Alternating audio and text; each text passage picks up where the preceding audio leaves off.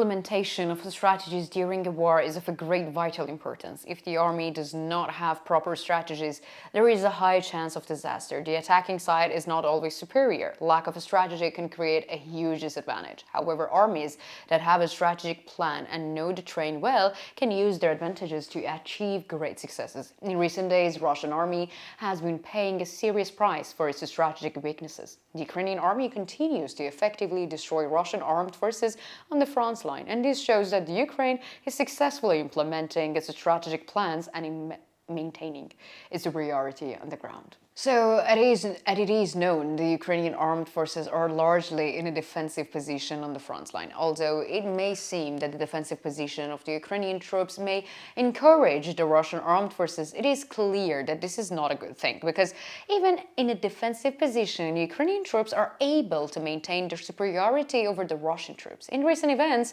the extraordinary defense of the Ukrainian armed forces against an attack by the Russian armed forces resulted in a surrender of many Russian soldiers, which is a proof of this. So, what are the details of this defense operation? Let's take a look together.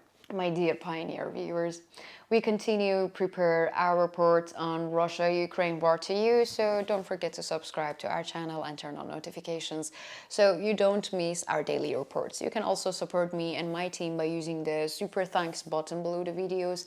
Thank you for your support, and let's start if you are ready to Pioneer reports. During the ongoing Russian invasion, the Ukrainian armed forces are actively fighting to stop it. Since the beginning of the war, the Ukrainian army has been giving the Russian army a hard time with effective operations. While the Russian army is trying to compensate for its heavy losses, the Ukrainian army is making efforts to increase the strength of the resistance and inflict further damage on the Russian army. The Bakhmut region is known as one of the most critical areas of the front line, and it has been the focal point of the war for a long time, with almost half a year of fighting. As a result, Ukrainian armed forces troops retreated further back to create a stronger defense line, and the Russian armed forces troops are now trying to break through this line of defense. However, in their efforts, the Russian troops are making the same mistakes they have made many times before, attacking in the large groups without a strategy. This is one of the main advantages of the Ukrainian armed forces. In recent days, a large contingent of the Russian armed forces has allegedly mobilized for a sudden raid in the vicinity of Kharkiv. This region has long been known as one of the main targets of the Russian armed forces. The defensive line set up by the Ukrainian army was quite strong, and throughout this period, the Russian army tried to weaken the Ukrainian positions by launching furious attacks without any success. So, one of the biggest shortcomings of the Russian armed forces is undoubtedly the field of intelligence. Existing intelligence sources are unable to provide the necessary information to understand the positions and strategies of the Ukrainian army. This leads to heavy losses in the attacks carried out by the Russian army, and this is how the Kharkiv attack took place.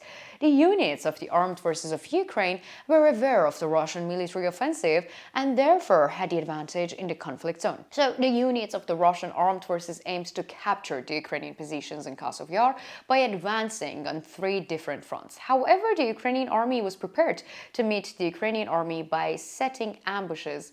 Did I say the Ukrainian army? The Ukrainian army was ready to meet the Russian army by setting the ambushes in the rear positions and splitting into three different columns in forward positions. This strategy aimed to weaken the Russian army before it reached the forward positions and entered the ambush area. The plan proved largely successful, and when the fighting began, Ukrainian armed forces units responded to the Russian army's initial attack with the three assault brigades in forward positions. During this attack, which was carried out from three different columns, Russian troops suffered heavy losses. Afterwards, a new move was made to strengthen the defense positions. Meanwhile, three offensive units of the Ukrainian armed forces began to retreat.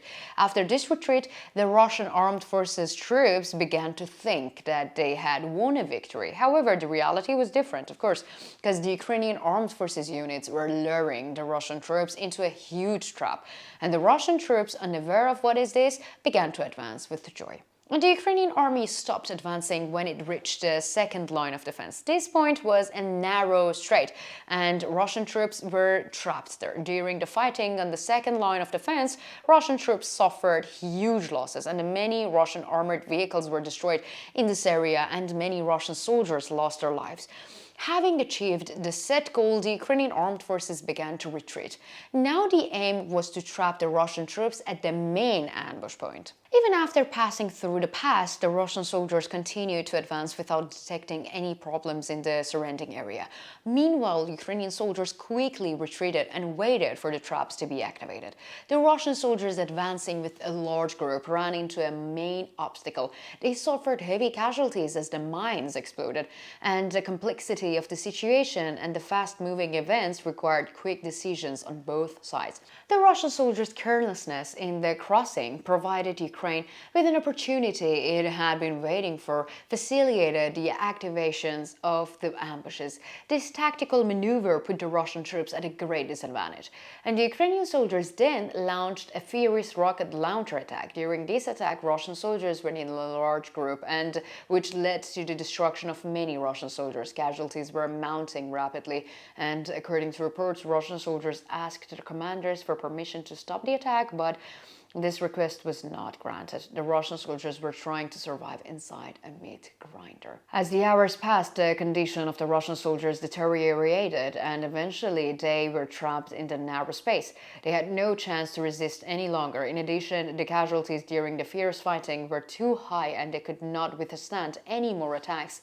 In the end, about 20 Russian soldiers surrendered to the Ukrainian troops. So, according to local sources, the surrendered Russian soldiers did not have proper equipment and had very little ammunition left. It is also reported that the surrendered Russian soldiers claim that they did not receive any rations during the offensives and that they had been hungry for a long time. According to regional sources, Ukrainian soldiers sent to the surrendered Russian soldiers to an area where they were held with other prisoners.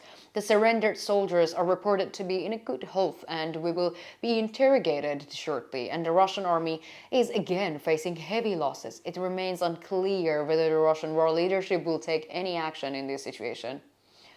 Now, what do you think? What do you think about the Ukraine's defense strategy? What do you think about the tendency of the Russian soldiers to surrender? And how do you assess Russia's military capabilities in conflicts in Ukraine? Let me know in the comments, because as you know, I read all of your comments and I care a lot about them.